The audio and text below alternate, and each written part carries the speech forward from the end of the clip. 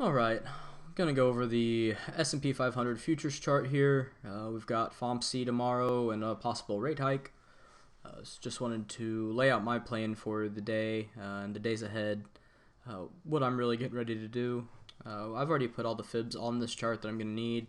We'll go through them though. So we can see right now we're catching a bid here at 1985. That's the 38.2 fib from the October 14 lows up into those all-time highs here, adjusted for contract change, of course. Then a Fibonacci was put, the yellow Fibonacci was put from the all-time high down into the 824 lows.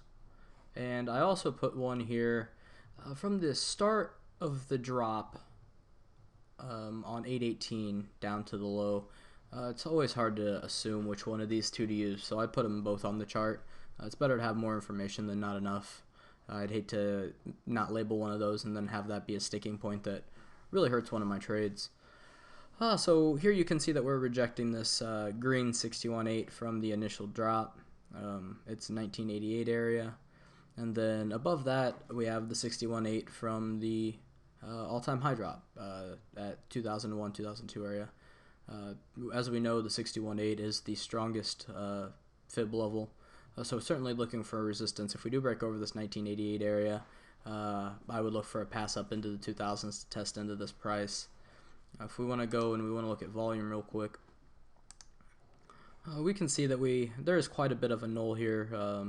It really started around 1980 and it runs all the way up here into about 2013. So I'm going to label this 2013 price. We know from experience that when you come into volume from a lack of volume, it's a lot harder to push through. You really need to pick up in the overall volume of the market, obviously. And we can see that that's not what's going on right now. What we have right now in the market is some sort of a tapering effect of volume here. Obviously, with minutes tomorrow, something crazy could happen. I'm not expecting it to happen, but there's always that possibility. So now we have another resistance marked on our chart here at 2013. The last thing I'd like to do is put fib fans on. I do it from the all-time high here into the low, and then we can also do one from the low into the high that was set here. Obviously these are of no use. Let me clear them up real quick. Alright, so now what we can see is that the fib fan from the low into that initial run up high has really created support all the way up, or has acted as support. As each horizontal fib level gets hit, it comes in and it creates a support level or a support structure for it to push off of all the way up. Now that we're coming in, it's getting a lot tighter here into the 61.8. We can actually see a confluence of the fib fan from the all-time high to the low, and the low into that peak high, and it's right here in the 2000 area, right underneath that 61.8 level. I don't really believe much in coincidence, so that would definitely be an area that I would respect. I certainly wouldn't be positioning for swing longs at this point. I think it's only a scalp long or position short market. We'll have to see what happens here at this 1988. We could break over this. Break over the 61.8 at the 2002 area if there is enough volume and if there's news.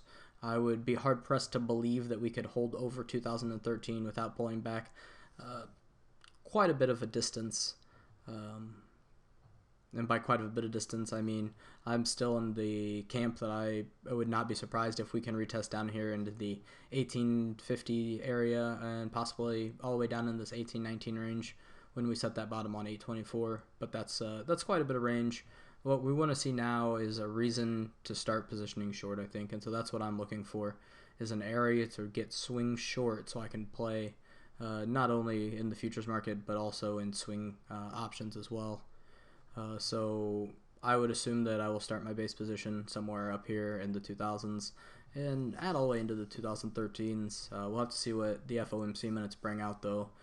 If it's something that pushes the market and we sustain over price, then so be it. I won't be entering just because of price. I'll be looking for price action and how it reacts into this area. I guess we could really just box it all in here. Anywhere in here really. just 1997 to the 2013 to 2015 range is really what I'm looking for in that regard. If we do manage to hang out up here, I don't know if I'd be swing long yet. I think we need a bit of consolidation after this. Quite a bit of work that we've put in the last not only a couple weeks, but a couple days. We had quite a bit of push from the 30s into the 80s, 90s. And then with FOMC tomorrow, I'm sure there'll be quite a bit of volatility injected. So overall, that's what I'm looking for in the market.